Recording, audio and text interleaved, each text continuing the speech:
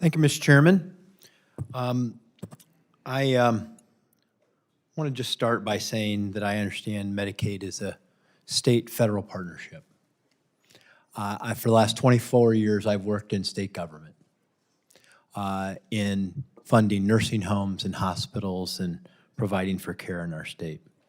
I have a letter, Mr. Chairman, I would like to submit for the record from rural hospitals in Ohio talking about how the most recently passed legislation is so helpful to them. Without objection. It will increase funding for rural hospitals in Ohio by 24%. Previously, they were receiving 91% of the Medicare rate after the passage of the bill, and by subsequent actions by our partners at the state level, they will be receiving 115% of the Medicare rate. That does not mention the fact that we also have a $50 billion rural hospital fund that's available, even though rural hospitals only received $10 billion in funding total, according to CMS last year. So I just want to submit that information and make sure we have those facts available. Now, Ms. Stevenson, we've talked a little bit briefly about cybersecurity breaches and the challenges that are faced. I know that we talked a little bit about rural hospitals and the fact that really it's, in some cases, a talent issue. You know, can you find the people with the cybersecurity skills to be able to accomplish the defense that's necessary? What suggestions do you have on how we can help? Because I know some of the things that we've done in Ohio have been establishing cybersecurity as a high school program at our career centers and in partnership with business. So are you working with any of those collaborations at the local level with our educational institutions to build the cyber talent that you need to help serve you? Thank you for that question. Yes, absolutely. One of the things we focus on in Norwalk is connection to our local colleges, high schools, and even to two-year colleges to engage them at the intern level so they get exposure to healthcare and get experience in the real world, whether that be IT or cybersecurity.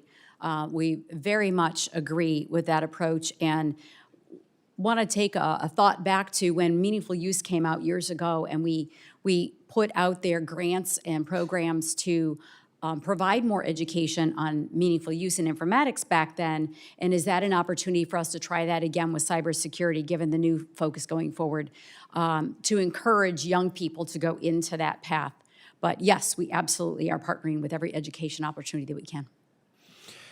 And you had also mentioned the need in your remarks to move away from punitive policies that punish providers when they have a hack or a cybersecurity breach, and then a vetted directory of third-party vendors would make it easier for rural hospitals to enhance cybersecurity. Could you expound on that a little bit? Absolutely. One of the challenges we have as we partner with, whether it's a vendor or an external consultant or any organization that we might work with, is ensuring that they have as much protection around the data that we do, because the patient's information flows through all those places. The burden right now is on each of us to vet that. So I need to submit system assessments to a particular vendor, ensure that they complete the information and they have a robust program before I can even contract with them to do the work. And that is very burdensome for us to have to do that, and every other healthcare organization in the area have to do the same thing. So if there was a standard set of privacy and security rules or regulations that they all needed to follow, we could have more trust in that and remove the burden from everyone of doing duplicate work. And where should that be? Where should that home be for that list? Who should be responsible for it? That is a great question, and I don't think that I have an exact proposal for that. I think we have some amazing cybersecurity groups in the works right now, whether that's Health ISAC or CISA or any of those organizations. I think that would be a recommendation of the Senators, Congress. Well, it's interesting. I mean, you know of the resources that we created in our state with the cyber range, and we literally have at the National Guard a cyber militia.